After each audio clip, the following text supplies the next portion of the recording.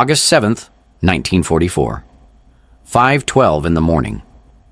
The sun had not yet risen. The hills of Mortagne in northern France were still cloaked in mist and the low hum of dread. In the valley below, 3 American units, 2 infantry platoons, and 1 light artillery detachment were caught like fish in a net. They had fallen back into what they thought was a defensive pocket. Instead, it became a death trap. German panzer divisions were closing in from 2 sides. Machine gun fire echoed through the fog, and the radio crackled with one final order from headquarters. Hold your position. Do not engage. Reinforcements en route. Inside his M4 Sherman tank, Lieutenant Carl Hartmann stared at the smoke shell in his hand. It was not meant to be fired. Not now, not without approval. The manual called it wasteful. Command called it unauthorized. But the men out there, his men, were running out of time. If the Germans completed their encirclement, they would all be slaughtered or captured before sunrise. Hartmann's heart pounded as he looked to his gunner. "Just 1 shot," he said quietly. "That's all we need." And in that moment, with no orders, no backup, and no guarantee, he pulled the trigger on the smoke round that would either end his career or save over 200 lives. The engineer who became a tank commander, Lieutenant Carl Hartmann, was not born for war. If you had asked him in 1939 what he planned to do with his life, he would have said something about building bridges. He was a third-year engineering student at the University of Michigan, obsessed with blueprints and the mechanical harmony of steel and concrete. He once wrote in a letter to his father, "Designing a suspension bridge is like playing God, but with numbers and bolts." But then the war came. After the Japanese attack on Pearl Harbor in December 1941, Hartmann enlisted. Not because he wanted to fight, but because he couldn't imagine not doing something. He volunteered for the Armored Corps, not out of bravery, but because he trusted machines more than people.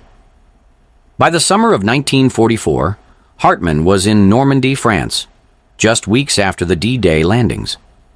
He was 24 years old and in command of a Sherman tank crew attached to the 119th Infantry Regiment of the 30th Infantry Division, known as Old Hickory. Old Hickory had been moving eastward, pushing German forces back toward Paris. But the German High Command was not ready to give up. In early August, Field Marshal Günther von Kluge ordered Operation Lüttich, a surprise counterattack meant to cut through American lines, retake the town of Avranches, and trap Allied forces in Normandy. The main blow was aimed at Mortagne, a sleepy hillside town with strategic roads leading in 5 directions. It was a desperate gamble. The Germans had lost much of their air power. Fuel was running low. Their armored strength was down to a few elite divisions, including the feared 2nd SS Panzer Division, Das Reich, and the 17th SS Panzer Grenadier Division, Götz von Berlichingen. The Americans had just established a fragile front near Mortagne. 3 units, Hartmann's tank detachment, a platoon from Company K, and a forward artillery observer team were ordered to hold a ridgeline just southwest of the town. The orders were simple: hold and wait. Reinforcements were expected within 24 hours. But war does not wait. On the night of August 6th, under cover of darkness and thick fog, German armor began to push forward. By early morning, August 7th, the Americans on the ridge realized they were no longer holding the high ground. They were in a low pocket being surrounded. The radios buzzed with panic. German tanks had cut the western road. Infantry was moving up from the south. To the north, artillery pounded any American unit that tried to reposition. There was no exit left, only the choking feeling that something had gone very, very wrong. Inside the Sherman, Hartmann tried to keep his crew calm.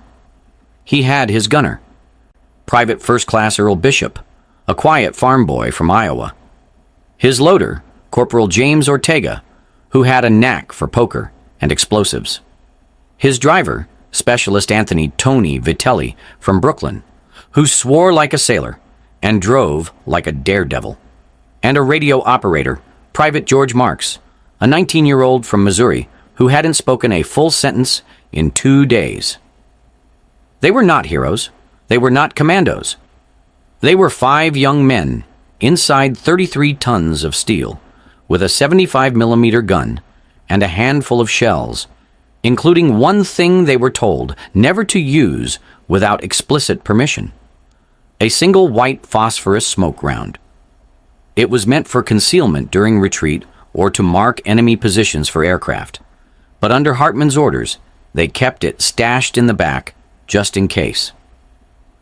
If we're ever in a spot, he had told them weeks before, we might need to bend the rules. Now that spot had come. German armor was moving fast. Intelligence had underestimated the counterattack's speed. Command had gone silent for the past 10 minutes. The only message Hartman received was, "Do not engage unless fired upon. Hold your ground."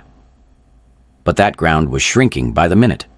Hartman could see American infantry retreating toward his tank from the woods. Some were wounded. One carried another on his back. They were all headed toward a road that no longer existed, cut off by German forces that were almost within visual range. Hartman looked down at the shell-marked SMKEU, smoke, white phosphorus. His hand hovered over it for just a second. What he was about to do would not follow protocol, but neither, he thought, would dying in a circle of burning tanks. The encirclement begins. By 5:30 that morning, the fog that blanketed the valley had begun to shift, but not enough to offer clarity. Visibility remained under 200 yards. Trees loomed like ghosts. Shadows moved in ways that did not make sense. Every crunch of gravel sounded like a tank track. The men of Company K, positioned just south of Hartman's location, were now fully exposed. A German reconnaissance unit had found a gap in the lines during the night and had pushed through faster than expected.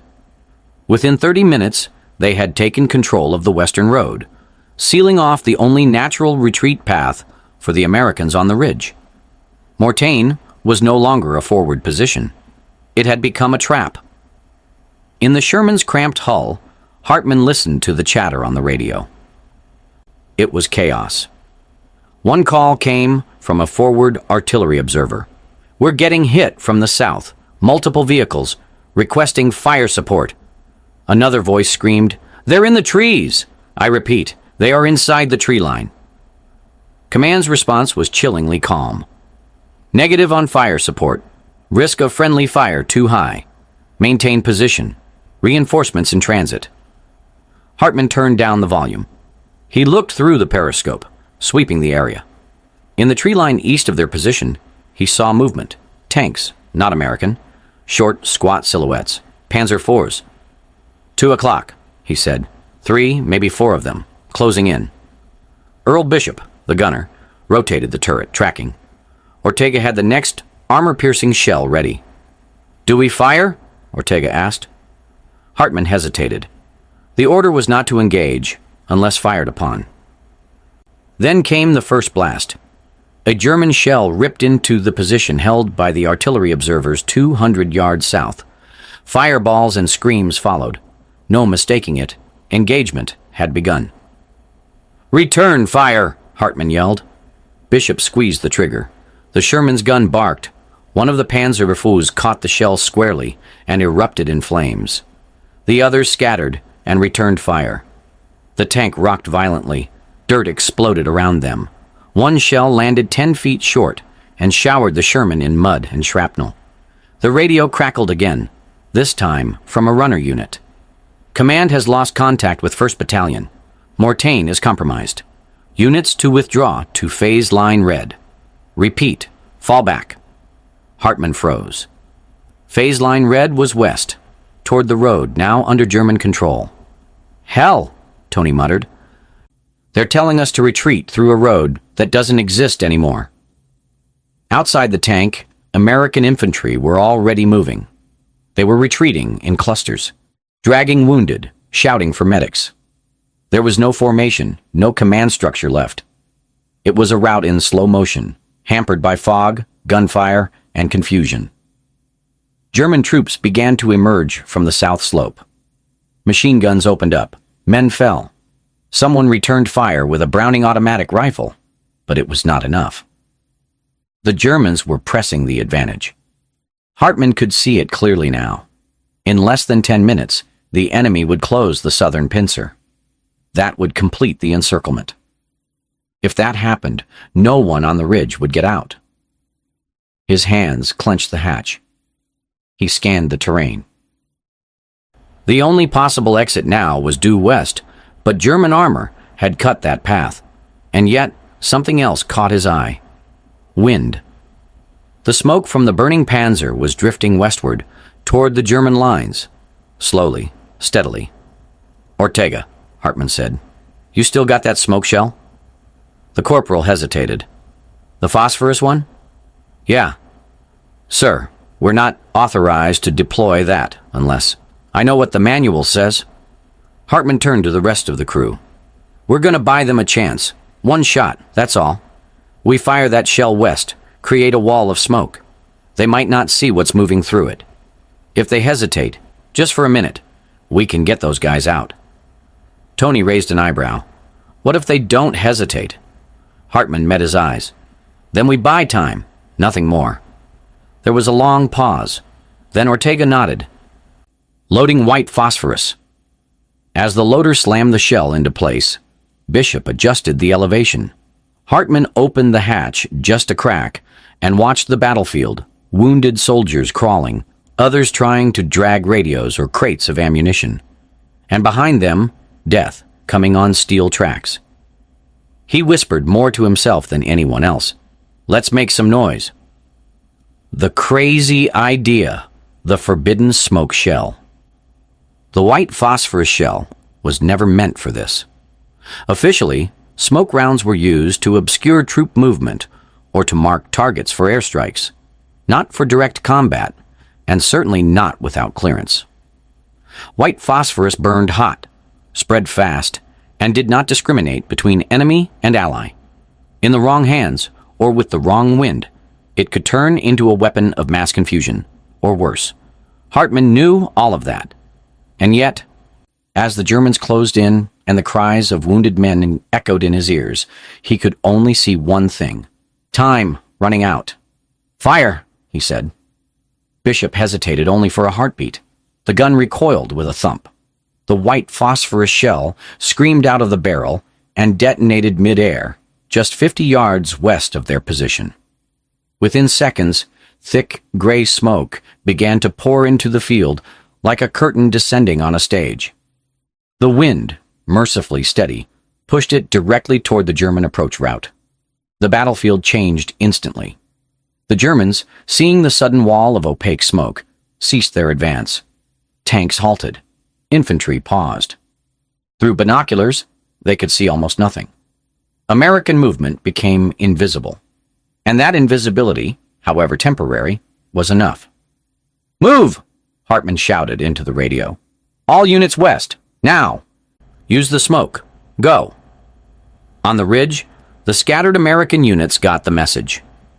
Infantrymen leapt from cover and began sprinting toward the western slope. Medics grabbed stretchers. Artillery crews abandoned their gear, grabbing rifles and dragging each other through the haze. Some carried wounded. Others simply ran. Inside the Sherman, Hartmann rotated the turret slightly. "If they fire through it, we hit them back. But only if they fire first. We keep the illusion." "What illusion?" Ortega asked. "That we planned this," Hartmann said grimly. From the German perspective, the battlefield had gone dark. The sudden appearance of smoke, where none had been before, right as American forces began to vanish from sight, raised alarms. Some German commanders feared a counterattack. Others thought it was cover for incoming artillery or an aerial strike. In reality, it was nothing more than 5 men inside a tank, gambling on wind direction and fear. For 90 seconds, nothing moved. And in those 90 seconds, the bulk of the remaining American forces on that ridge vanished into the smoke and made it to the rear line. Hartman watched the retreat unfold with clinical precision. Every time he saw a helmet pop up, he counted seconds until it disappeared behind the curtain. No one was firing now. Not the Germans, not the Americans. Even the tank seemed to hold its breath. Then, suddenly, a shot rang out. A German machine gun opened fire from the left flank, spraying into the smoke. Panicked, a second gun joined in. Then came the bark of a Panzer's main cannon, firing blindly into the fog. Hartman made a snap decision. Return fire, suppression only. Hit near the muzzle flash. Make them think we're still dug in. Bishop obeyed. The Sherman roared again, this time firing a high explosive round into a thicket where muzzle flashes danced. The result? A fireball, smoke, more chaos. The Germans halted again, unwilling to rush into what might be a full-on American defense. Behind the smokescreen, nearly 200 American soldiers slipped away. The gamble had worked. Hartman exhaled for the first time in what felt like hours. Sweat poured down his neck. His fingers trembled. The entire crew was silent. "You think command's gonna like what we just did?" Vitelli finally asked. Hartman didn't answer right away. Then he smiled, tight-lipped and tired. "I think command will like that we're alive." "Everyone move!" At first, no one moved. The smoke rolled across the field like a living thing, swallowing everything in its path. To some soldiers, it looked like a trap, too convenient, too sudden. To others, it looked like hope, wrapped in gray. Then someone yelled, "They're covering us! Go! Move!" That was all it took. The entire ridge erupted into motion. Dozens of American infantrymen broke from cover and sprinted west into the fog. Some limped. Some carried wounded over their shoulders. A few paused only to toss away excess gear, helmets, ammo pouches, anything that slowed them down. The smoke was thick, acrid, and burned their lungs, but it also gave them the one thing they had not felt since dawn, a chance. One by one, squads slipped into the veil. What had been a frozen, scattered retreat, just minutes before, turned into a coordinated exodus. And Hartman's Sherman sat right at the edge of it, the last visible guardian before the void. "Keep the turret rotating," Hartman ordered. "Make them think we're covering everyone." "Ammo count?" Ortega asked. 4 armor-piercing, 2 high explosives. 0 smoke," Bishop replied. "That's enough bluff to look dangerous," Hartman said. From within the tank, they could barely see 20 yards now. The fog and the white phosphorus smoke combined into a dense sheet of gray. Occasionally, they spotted shadows flicker through. Running men, limping figures, stretchers. The Germans, for their part, still held their positions. Their officers, seeing the cloud, hesitated. Some suspected a full American counterattack under cover of smoke. Others feared booby traps or indirect fire. There were no orders to charge, and no one wanted to be the first to walk blind into an ambush. The delay saved lives. A group of artillery spotters passed the Sherman, coughing and covering their mouths. One of them banged on the side of the tank. "Nice trick, boys! You just bought us our skins!" Hartman didn't reply. He was focused on the map in his lap, calculating where the new fallback line might be, if there even was one. More groups followed. Some moved in silence. Others whispered prayers, curses, or the names of men they had lost just minutes earlier. Then came the last of them, a squad from Company K, moving slower, carrying 2 badly wounded on makeshift stretchers. One man waved frantically to Hartman. "They're closing in! You have to go now!" Hartman nodded. He waited just long enough to see the final man disappear into the mist. "Tony," he said to his driver, "punch it! We're the last ones out." The tank lurched forward, treads crunching gravel and soft earth, pushing west into the smoke trail they had created themselves. As they moved, Hartman kept the hatch cracked, scanning for silhouettes, enemy or friendly. Suddenly, a flash. A German machine gun opened fire from the right flank, blindly firing through the haze. Bullets pinged off the Sherman's hull. The tank rocked as it took a glancing hit. Hartman ducked instinctively. "Return fire! Suppression only." Bishop swiveled the turret, fired a high explosive shell into the source of the noise. The round hit a tree line, and the explosion lit up the smoke for a split second before the gray curtain closed again. Silence returned. They pressed on, passing burnt-out jeeps, abandoned helmets, and the occasional discarded rifle. The battlefield looked like a graveyard in motion. 3 minutes later, they reached the edge of the smoke. The first rays of morning sunlight were beginning to pierce through the eastern fog. And there, just beyond the last ridge, they saw it, the American fallback line. Dozens of men huddled behind trucks, sandbags, and makeshift barricades. Medics rushed from person to person. Officers barked into radios. Someone was setting up a Browning machine gun. It was not pretty, but it was safety. As the Sherman crested the hill and came into view, a cheer erupted. "They made it!" Tanks still rolling. From his hatch, Hartman raised a hand, half salute, half wave. Behind them, the smoke still billowed, buying precious seconds more. A few more stragglers emerged, coughing and bleeding but alive. The encirclement had failed. The Germans had hesitated, and in that hesitation, the Americans had slipped away. All because of one shot. 3 forward observers. Without that smoke, we'd be retrieving bodies today. Colonel Sloan looked back down at the report. He didn't smile, but he also didn't argue. "You'll receive a formal review," he said to Hartman. "But, unofficially, well done." That was it. No medal, no ceremony. Just an acknowledgement that something had gone right. In the days that followed, the battle for Mortain continued. The Germans failed to retake Avranches. Their counterattack stalled.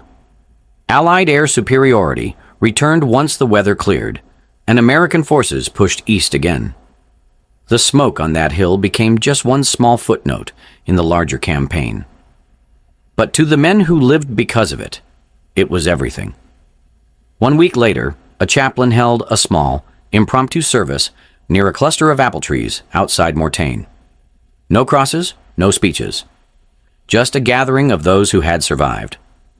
Lieutenant Carl Hartman did not say much that day. He stood with his crew, listening. When someone asked him how he thought of the smoke idea, he simply shrugged. "You get one shot sometimes," he said. "The trick is knowing when to pull the trigger." Consequences and recognition. The formal review came 5 days later. It was held inside a requisitioned schoolhouse that served as a temporary divisional headquarters. The windows were still broken from artillery shelling, and the air smelled faintly of damp chalk and diesel. Hartman arrived in a clean uniform, boots polished, eyes straight. He didn't bring his crew. They weren't summoned. This was about one man and one decision. The board consisted of 3 officers, 1 logistics major, 1 legal advisor, and 1 combat veteran from another division. The tone was procedural. They asked Hartman to recount, in exact detail, what had occurred on the morning of August 7th. The enemy positioning, his observation of wind direction, the condition of the terrain, the proximity of friendly units, and, of course, why he had chosen to deploy a forbidden white phosphorus round. Hartman told them everything, without embellishment, without apology. He concluded simply, "I believed the smoke would delay the enemy long enough for our people to escape." And it did. There was a long pause after he finished. The legal officer spoke first. "Lieutenant Hartman, are you aware that in other circumstances, the unauthorized use of white phosphorus could be grounds for disciplinary action?" "Yes, sir. Fully aware." The logistics major added, Do you understand the risks you placed on units downwind, including potential friendly casualties if the wind shifted? Yes, sir. Finally, the combat veteran leaned forward. His uniform bore a silver star. He had been at Salerno, Sicily, and Anzio. I read every after-action report. You knew the risks, and you still made the call. You gambled, and you won. Hartman said nothing. The veteran continued. That takes more than guts. That takes judgment. He turned to the others. I recommend no reprimand. There was no objection. The final report would state, Lieutenant Carl Hart, one forbidden shell. Inside the Sherman, Ortega finally exhaled. Next time someone calls smoke rounds useless, I'm gonna punch them. Vitelli laughed. Next time someone says we're out of options, I'm gonna say, wait for the wind. Hartman said nothing. He just looked back over his shoulder, watching the smoke trail fade. Survival and success. The morning sun crept higher as the last traces of smoke began to fade. What was once a battlefield now looked like the aftermath of a storm. Scattered equipment, scarred trees, patches of scorched earth. But through that broken landscape, nearly 200 American soldiers had made it out alive. Hartman's Sherman rolled to a stop behind a hastily constructed sandbag line. A medic immediately ran over to check the crew, but Hartman waved him off. We're fine, he said. Check the others first. Around him, survivors slumped to the ground, coughing, drinking water, some sitting in silence. Others wept. No one spoke much. They all knew how close it had been. A lieutenant from Company K approached, his face streaked with dirt and smoke. Lieutenant Hartman? Hartman stood, still brushing ash off his uniform. The officer extended his hand. You bought us time we didn't have. I don't know what that was, but it worked. Hartman shook it. It was just smoke. The man smiled bitterly. Best damn smoke I've ever seen. Back at regimental headquarters, the initial reports were chaos. Units out of position, communications lost. Enemy strength underestimated. There was every indication that Mortain would be recorded as a disaster, a costly tactical error in an otherwise advancing front. But then came the messages from the survivors. Not just that they had escaped, but how. A single tank, against orders, had deployed a white phosphorus smoke shell to mask a retreat. The act had delayed German armor, confused enemy coordination, and preserved 2 full infantry platoons and a forward artillery team. No officers were killed, only 14 wounded, dozens of lives saved. Some even described it as a miracle. But command did not like miracles that came without orders. By the afternoon of August 7th, Hartman and his crew were summoned to a mobile command post. The mood was formal, tense. Colonel Raymond Sloan, a strict by-the-book officer from the divisional staff, did not waste time. You deployed white phosphorus against protocol, he said, flipping through a clipboard. No authorization, no prior clearance, no confirmation of air or artillery coordination. That is a direct violation of standing engagement rules. Hartman stood at attention. Yes, sir. I take full responsibility. Sloan peered over his glasses. Do you have any idea what could have happened if the wind had shifted? Yes, sir, Hartman replied. We would have died anyway. There was silence in the tent. Then another voice spoke. Major Aniston, the operations officer from the 30th Division. He looked up from his own report. Sir, he said quietly, they saved 192 personnel, including all acted outside standard protocol, but in accordance with battlefield necessity and sound tactical judgment.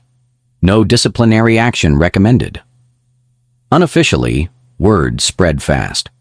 Within a week, officers from 3 different units requested after-action briefings from Hartman. They wanted to know exactly how he judged the wind, how far he calculated the smoke spread, how long it lasted. His decision, once considered reckless, was being studied. By early September, a quiet directive circulated among armored units. In certain circumstances, smoke deployment could be authorized at the discretion of field commanders if it increased the likelihood of unit survival. The rules had changed slightly, but significantly. As for Hartmann, he and his crew were rotated out of the Mortagne sector and reassigned to support operations closer to the German border. They would go on to fight in the Hürtgen forest and later in the Battle of the Bulge. They survived both. In November of that year, Hartmann received a small envelope with a typed notice. He had been awarded the Bronze Star for meritorious service in direct support of combat operations. There was no ceremony, no photographer. The medal was handed to him at a quartermaster's desk, along with a form to sign. He looked at the box for a long time before placing it inside his duffel. Later that night, Ortega asked, "You gonna tell your folks back home about it?" Hartmann shrugged. They'd probably ask what took them so long. Vitelli chimed in. "You ever think they'll put your smoke trick in the manuals?" Hartmann grinned faintly. "Maybe, but I hope no one ever has to use it again." It was not the kind of glory people read about in newspapers. There were no parades. But among the men who had walked through that smoke curtain and lived, Hartmann's name became something more than a rank. It became trust. And in war, trust was rarer than medals. Strategy, lessons, and legacy. Historians would later describe the Battle of Mortagne as a pivotal moment, not for its scale, but for what it revealed. On paper, the German counterattack during Operation Ludick was a bold move. It involved more than 100 armored vehicles, including elite SS Panzer divisions. Their goal was strategic: drive west to Avranches and split the Allied front in two. Had they succeeded, the entire momentum of the post-D-Day campaign could have been compromised, but they failed. And while air power and Allied coordination played a massive role in turning back the German tide, small, unexpected moments mattered too. Moments like what happened on the ridge outside Mortagne on August 7th, 1944. Military analysts studying the battle later noted the psychological impact of Hartmann's smoke deployment. The German infantry commander leading the push toward the ridge reported in his field log, "Visibility ceased, enemy position unclear, feared ambush under cover of chemical screen, ordered temporary hold of advance." That temporary hold lasted almost 12 minutes. In that time, the Americans escaped. 12 minutes changed everything. From a strategic standpoint, the incident reinforced a truth as old as warfare itself. Information and perception matter as much as firepower. The Germans, though better equipped and more experienced, hesitated because they didn't know what lay beyond the smoke. In war, hesitation is a silent killer. And in this case, it saved lives.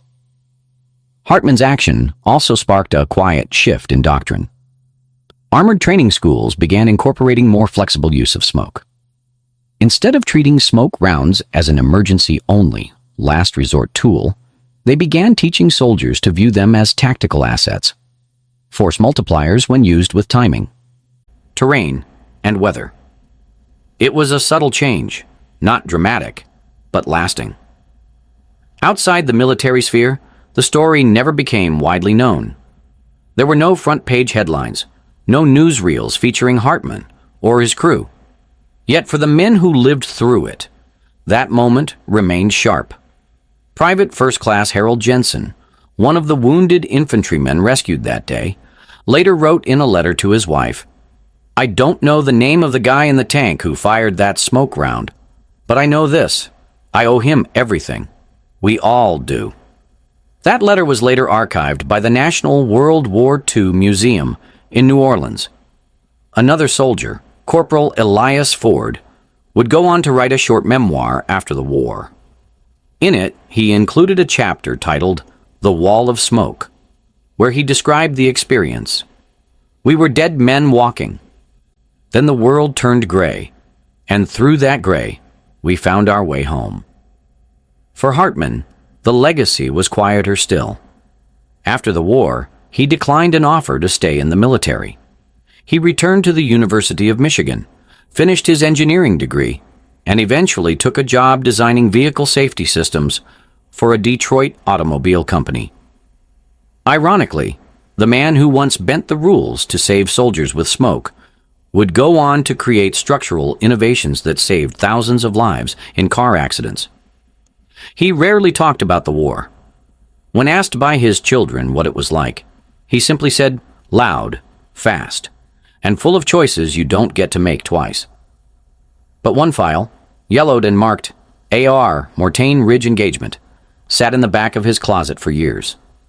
Inside was a map, a crew photo, and a single shell casing, polished clean.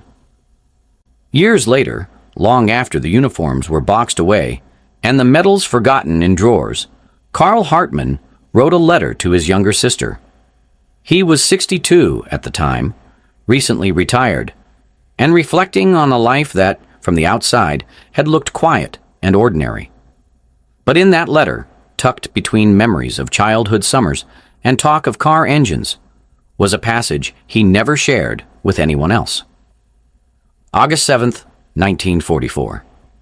I can still smell the smoke. Not the burning kind, the kind that hides you, that wraps around you like a second chance. I wasn't supposed to use it. We were supposed to hold the line, follow orders, die like good soldiers if needed.